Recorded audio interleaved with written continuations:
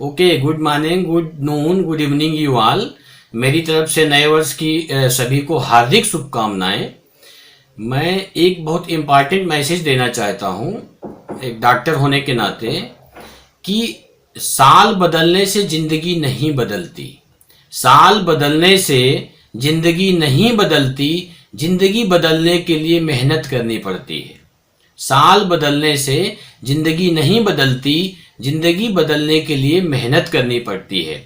इसी तरह हर साल आता जाएगा और जाता जाएगा, लेकिन यदि हम कुछ खुद से अंदर से अपने अंदर चेंजेस नहीं लाएंगे तो हम कुछ भी नहीं कर सकते।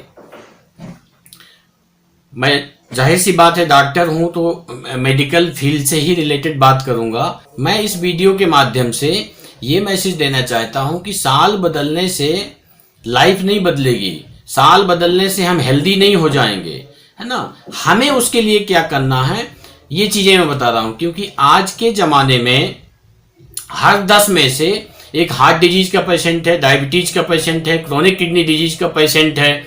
Auto immune diseases gradually day by day बढ़ती जा रही हैं, है ना। यदि आप if you want to be healthy तो आपको अपने अंदर बहुत सारे चेंजेस लाने की जरूरत है, क्योंकि आज हम इस दौर पे medical science has made ट्रेमेंडस progress. इतनी उन्नति कर ली है मॉडर्न मेडिकल साइंस ने कि आज मुझे तो नहीं लगता कि कोई भी इंसान स्वस्थ है।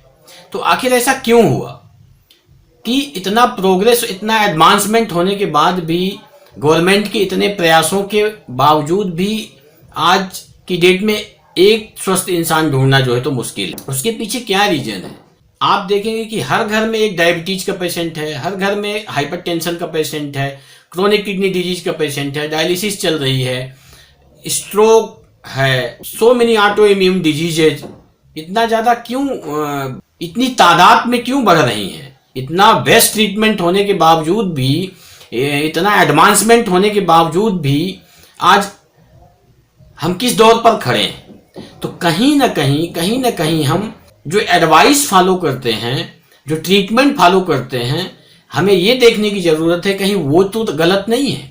जो हम ट्रीटमेंट ले रहे हैं वो ट्रीटमेंट तो गलत नहीं है, जो हमें एडवाइस दी जा रही है वो एडवाइस तो गलत नहीं है ना। जो हम दवाई खा रहे हैं, क्या हम 15-15, 20-20 साल, 30-30 साल तक जो केमिकल खाते हैं, कभी सोचते हैं कि उस दवाई से हमें फायदा क्या होने वाला है, नुकसान क्या है ना। हम लोग यहाँ पेशेंट देखते हैं 30-30, 40-40 साल पुराने पेशेंट आते हैं, यदि दवा का नाम पूछो तो दवा का नाम भी नहीं बेचारे बता पाते।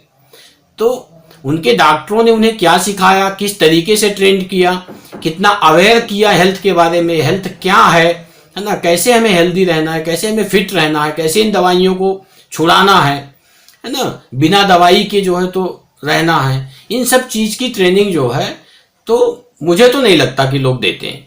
यदि देते तो पेशेंट, आप बिलीव नहीं करेंगे कि 20-20 साल, 30-30 साल सुबह शाम दोपहर वही दवा खाने के बाद वो दवा का नाम तक नहीं बता पाता, है ना। तो आप ये इमेजिन कर सकते हैं कि व्हाट टाइप ऑफ डॉक्टर जो है तो you are taking in your hand. तो हेल्थ एक ऐसी चीज है, मैं ये बताना चाहता हूं कि health does not come from only chemical. Health is a part of your diet, exercise, yoga, meditation, think healthy, live healthy, behave healthy, along with holistic medicine like homeopathy, Ayurveda, naturopathy. यहां से आपको हेल्थ मिलता है ना। आप जब बीमार पड़ते हैं तो आपको लगता है कि जाके केमिकल खा लेंगे और आप स्वस्थ रहेंगे, तो ऐसा नहीं हो सकता, ऐसा हुआ ही नहीं है। आप लोग स्टैटिक्स भी देखते नहीं है कभी कि आज तक कोई हेल्दी हो पाया है क्या। Tension type headache, fungal infection, constipation, ये तक ट्रीटेबल नहीं है। 20-20 साल, 25-25 साल से लोग सर दर्द की दवाइयां खा रहे हैं, फंगल इन्फेक्शन तक ट्रीटेबल नहीं है। लोग त्रस्त हो जाते हैं, दवाई लगाते लगाते, खाते खाते, ट्रीट नहीं हो रहा। तो उसके पीछे क्या रीजन है? क्यों नहीं आपको सही चीजें बताई जाती, है ना। बिकॉज आप पूरी तरह से केमिकल पे डिपेंडेंट है। तो एक केमिकल इंडस्ट्री ने आतंक मचा रखा है और केमिकल से आज तक कोई स्वस्थ हुआ नहीं है। If you want to be healthy in life, तो you can use yoga as a medicine, you can use meditation as a medicine, you can use diet as a medicine। Plant based diet लीजिए, खाने से पोहा, समोसा, कचौड़ी, हलवा, इस तरह की चीज़ें हटाइए नाश्ते से और आप प्लांट बेस्ड डाइट लीजिए। एक नारियल पानी पीजिए, है ना, सुबह उठते ही। इसके बाद खाली पेट कम से कम 500-700 ग्राम के आसपास फ्रूट्स लीजिए, वेजिटेबल्स लीजिए, रा वेजिटेबल्स लीजिए, है ना। तो you can use diet as a medicine, you can use exercise as a medicine, you can use earthing as a medicine. नंगे पैर चलना है, ग्राउंडिंग करना है कम से कम 1 से 2 घंटा डेली, है ना। You can use sound as a medicine, you can use vibration as a medicine, you can use sunlight as a medicine. आप जिस भी धर्म के हैं, स्पिरिचुअली ओरिएंटेड होइए। आप कम से कम उस धर्म के मंदिर में, देव स्थानों में जाइए, वहां बैठिए, कुछ समय दीजिए, है ना। You can use bath as a medicine, you can use water as a medicine, है ना। सोशल कनेक्शन अच्छे होना चाहिए, आप वहां जाके बैठिए, बातें करिए, अपनी प्रॉब्लम शेयर करिए। स्लीप एज ए मेडिसिन, आप हंसिए, है ना, कम से कम दिन में 30 मिनट हंसिए। दवाइयां खाने से कोई भी इंसान आज तक हेल्दी हो नहीं पाया है। हम इन चीजों से दूर होते चले जा रहे हैं, इसलिए हम बीमार हैं हमेशा। सब कुछ करने के बावजूद भी ठीक नहीं हो रहे हैं। तो हमें नेचर से कनेक्ट होना है। इन सब चीजों का बहुत बड़ा इंपॉर्टेंस है। ये सब चीजें करनी है, सीखना है। There are so many lectures are available in the YouTubes.